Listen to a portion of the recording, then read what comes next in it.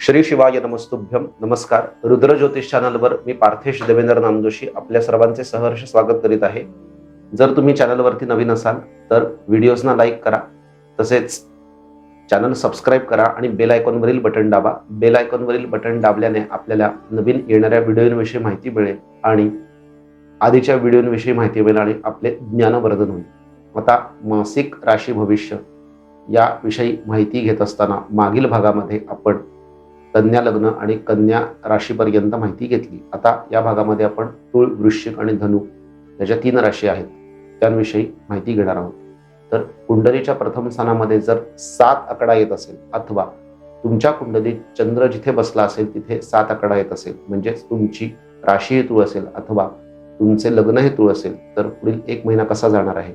तर तुळ लग्नाच्या जातकांच्या पत्रिकेमध्ये अथवा तुळ राशीच्या जातकांच्या पत्रिकेमध्ये राहू आणि मंगळ या 2 ग्रहांच्या युतीमुळे जो अंगारक नावाचा योग तयार होणार आहे, जो अतिशय क्रूर योग आहे, दिनांक 15 मे पासून पुढील पावणे 2 महिने तयार होणार आहे आणि तो योग राशीच्या 6ष्ठ स्थानातून होणार आहे.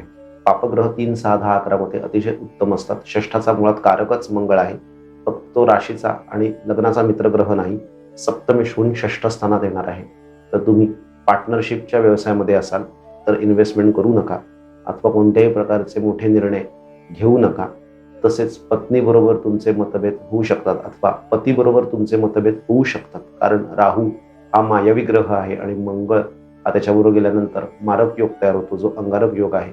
त्यामुळे आपल्या लाईफ पार्टनर बरोबर कोणत्याही प्रकारचा वादविवाद करू नका. शक्यतोवरती प्रकरण कोणतेही शांतीने घ्या. विकोपाला जाईल, टोकाला जाईल असे वागू नका. मंगळाची अनुकूलता प्राप्त करून घेण्यासाठी मागील व्हिडिओमध्ये सांगितल्याप्रमाणे क्राम क्रीम क्रौम सहा भौमाय नमः या मंत्राचा जप करावा अथवा अंगारकाय नमः या मंत्राचाही जप केल्यास उत्तम राहील. पुढील पावणे 2 महिन्यामध्ये रोज 5 माळी तुम्ही या मंत्राचा जर जप केलात, अंगारकाय नमः अथवा क्राम क्रीम क्रौम सहा भौमाय नमः, तर मंगळाची अनुकूलता प्राप्त होईल. तसेच मंगळ हा मुळातच पृथ्वीचा तो पुत्र आहे, म्हणजेच धरणीचा तो पुत्र असल्यामुळे मंगळाचा संबंध हा कुमारिका या गोष्टींशी येतो. म्हणजे कुमारिका पूजन मंगळवारी आणि शुक्रवारी केल्यास तुळ लग्नाच्या जातकांना आर्थिक दृष्ट्या विशेष संधी निर्माण करून देईल हाच मंगळ, कारण तो 6ष्ठातून जाणार आहे. मागील कर्ज घेतलेले असेल आधी तर हा अंगारक योग तुम्हाला कर्ज फेडण्यासाठी सहाय्य करेल. तर विधिवत कुमारिका पूजन तुळ राशी आणि तुळ लग्नाच्या लोकांनी पुढील पावणे 2 महिने शुक्रवारी आणि मंगळवारी केल्यास त्यांना आर्थिक दृष्ट्या लाभ होताना दिसून येतील. राशीच्या पंचमातून दीर्घकालीन जाणारा शनी काय भ्रमण करून काय फळ देणार आहे ते सांगितलेले आहे. सूर्यग्रह 15 मे नंतर राशीच्या अष्टमातून जाईल. अष्टमात जाण्याचा सूर्याला दोष लागत नाही, परंतु तिथे लाभेश होऊन अष्टमात गेल्यामुळे जे लाभ होतील त्या लाभाचा परिणाम हा नाशामध्ये होईल, कारण लाभेश अष्टमातून जाणार आहे. सूर्याचीही अनुकूलता प्राप्त होण्यासाठी सूर्याला अर्घ्य द्यावे. प्रत्येक दिवशी अर्घ्य देताना त्यात लाल फूल, तांदूळ, गंध आणि कुंकू इत्यादी मिक्स करूनच सूर्याला रोज प्रातःसमयी सूर्योदयासमयी 3 वेळा ह्रीम सूर्याय नमः या मंत्रानेच अर्घ्य तुळ लग्न आणि तुळ राशीच्या जातकांनी द्यावे, जेणेकरून सूर्याची अनुकूलता प्राप्त होईल आणि जे लाभ होतील त्यांचा नाश होणार नाही. राशीच्या सप्तमातून शुक्राचे भ्रमण आहे. लग्नेश सप्तमात स्वतः आणि सप्तमाचा कारकच शुक्रग्रह आहे. त्याची साथ मात्र तुम्हाला पुढील 1 महिना मिळणार आहे. ते अतिशय अनुकूल बाब आहे की शुक्र हा स्वतःच राशीच्या सप्तमातून जाईल, जो राशीलाही पाहिल आणि लग्नालाही पाहिल. त्यानंतरची पुढील येणारी राशी आहे ती म्हणजे वृश्चिक. वृश्चिक लग्नाच्या जातकांच्या पंचम स्थानातून राहू मंगळाचे भ्रमण होणार आहे. तसेच सप्तमातून रवीचे भ्रमण होणार आहे. ज्या जातकांचे लग्न वृश्चिक आहे, म्हणजे कुंडलीच्या प्रथम स्थानात 8 आकडा लिहिला आहे अथवा चंद्र राशी जिथे आहे तिथे चंद्र राशीच्या ठिकाणी 8 आकडा लिहिला आहे, त्यांचे लग्न वृश्चिक आहे अथवा राशी वृश्चिक आहे. तर वृश्चिक राशीच्या जातकांच्या पंचम स्थानातून राहू मंगळाचे भ्रमण होणार आहे. सप्तम स्थानातून सूर्याचे भ्रमण 15 मे पासून पुढे 1 महिना होणार आहे. शुक्राचे भ्रमण हे 6ष्ठातून होणार आहे पुढील 1 महिन्यासाठी आणि त्या ठिकाणी म्हणजे आत्ताच शुक्र मेषेमध्ये आहे, तर तो पुढील 1 महिना अजून 6ष्ठातूनच भ्रमण करणार आहे. आणि स्वतः गुरुचे भ्रमण सप्तमातून होणार आहे. तर 1 महिना काय फायदे होणार आहेत, तर पंचमेश सप्तमात आहे, म्हणजे वृश्चिक लग्नाच्या जातकांना प्रेम प्रकरणात यश प्राप्त होऊन त्या ठिकाणी त्याची परिणिती विवाहात होईल. संतान ज्यांना प्राप्त होण्याची शक्यता आहे, म्हणजेच विवाह उपरांत ज्या वृश्चिक लग्नाच्या जातकांची पत्नी गर्भवती आहे त्यांनी पुढील 1.5-2 महिने त्या पिरियडमध्ये त्यांची विशेष काळजी घ्यावी. आरोग्याविषयी ज्या चाचणी असतात त्या परिपूर्ण कराव्यात आणि त्याकडे लक्ष द्यावे, जेणेकरून फळ उत्तम प्राप्त होताना दिसून येईल. राहूची दाहकता कमी करण्यासाठी राहूचा बीजमंत्र भ्राम भ्रीम भ्रौं सहा भौमा राहवे नमः, भ्राम भ्रीम भ्रौं सहा राहवे नमः या मंत्राचा जप करावा. आणि राहूचे डोनेशन म्हणजे शनिवारी वृश्चिक लग्नाच्या जातकांनी अथवा वृश्चिक राशी जातकांनी शनिवारी वाहत्या पाण्यामध्ये नारळ हा प्रवाहित करावा. शक्यतोवर तो राहूच्या होऱ्यात केल्यास अतिशय उत्तम होईल. दिवसामध्ये जो राहूचा होरा येईल त्या राहूच्या होऱ्यात वाहत्या पाण्यात नारळ प्रवाहित केल्यास त्यांना फायदे मिळताना दिसून येतील. आर्थिक बाबतीमध्ये कसे जाईल तर वृश्चिक लग्न अथवा वृश्चिक राशीच्या जातकांना लग्नेश लक्ष्मी स्थानातून आहे, म्हणजे जे मिलिटरीमध्ये पोलीस क्षेत्रात अथवा भारतीय सैन्य दलात कार्यरत आहेत त्यांना हा महिना आर्थिकदृष्ट्या उत्तमच आहे. जे क्रीडा क्षेत्रात कला क्षेत्रामध्ये कार्यरत आहेत त्यांनाही आर्थिक महिना अतिशय हा आर्थिकदृष्ट्या उत्तम महिना जाणार आहे.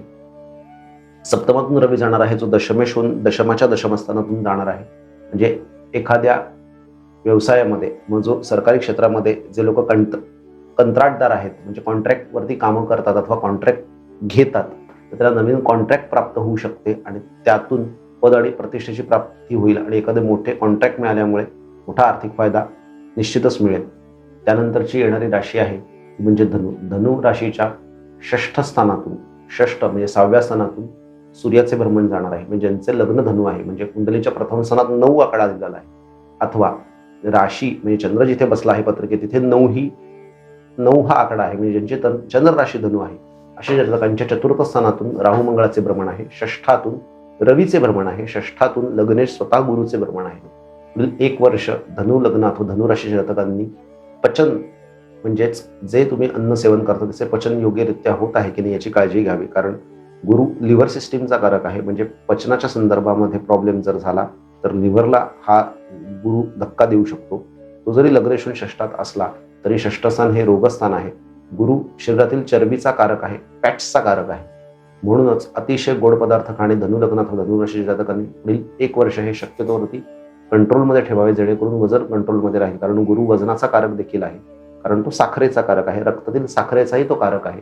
अति गोड प्रमाणात म्हणजे गोड प्रमाण जास्त ठेवले, अति प्रमाणामध्ये गोड पदार्थांचे जर सेवन केले तर हा गुरु निश्चितपणे तुम्हाला शुगरच्या संदर्भामध्ये रोग देईल, बिमारी देईल. चतुर्थ स्थानातून राहू मंगळाचे भ्रमण पुढील 1.5-2 महिने 15 मे नंतर राहणार आहे. म्हणजेच घरामध्ये शक्यतोवरती वादविवाद टाळा. चतुर्थ स्थान हे सुखस्थान आहे, मातेचे स्थान आहे, मातेला कष्ट होऊ शकतात, तर शक्यतोवरती ते होणार नाहीत यासाठी मंगळ या ग्रहाची अनुकूलता प्राप्त करायला नको, कारण तो त्या ठिकाणी नवमेश आणि द्वादशेश होऊन चतुर्थात आहे. केंद्र त्रिकोणाच्या संबंधात तो आहे, म्हणजे मंगळाची फळं उत्तमच मिळणार आहेत. फक्त राहूची अनुकूलता प्राप्त करायची, म्हणून राहूसाठी मागे सांगितल्याप्रमाणे शनिवारी वाहत्या पाण्यात राहूच्या होऱ्यामध्ये नारळ प्रवाहित करावा, राहूच्या पिडाहार मंत्राचा जप करावा, अथवा भ्राम भ्रीम भ्रौं सहा राहवे नमः या मंत्राचा जप रोज 5 माळा करावा पुढील 1.5-2 महिने 15 मे पासून. तसेच लँड डिलिंग मध्ये जे धनु लग्नाचे जातक असतील तर त्यांनी लँड डिलिंग करत असताना काळजी घ्यावी. कारण का तर ते चतुर्थ स्थान हे भूमीचे आणि मंगळ भूमिकारक ग्रह आहे, तर शक्यतोवरती लँड डिलिंग करत असताना काळजी घ्यावी अथवा लँड डिलिंग पुढील 1.5-2 महिने टाळावे. नवीन कन्स्ट्रक्शनचे काम कोणत्याही प्रकारे कन्स्ट्रक्शनच्या वेशात असलेल्या लोकांनी हातात घेऊ नये. 1.5-2 महिने त्याला स्थगिती द्यावी आणि त्यानंतर त्याचा विचार करावा. अथवा डॉक्युमेंट्स क्लिअर आहेत की नाही हे निश्चितपणेच पाहून घ्यावे आणि त्यानंतरच पुढील विचार करावा. धनु लग्नाच्या जातकांच्या पत्रिकेमध्ये गुरुचे आणि रवीचे भ्रमण सांगितले की रवी कसा जाणार आहे, गुरु कसा जाणार आहे, तर त्यानंतरची पुढची जी राशी आहे ती म्हणजे मकर. तर त्या मकर राशीविषयी आपण माहिती घेऊ. श्री शिवाय नमस्तुभ्यम.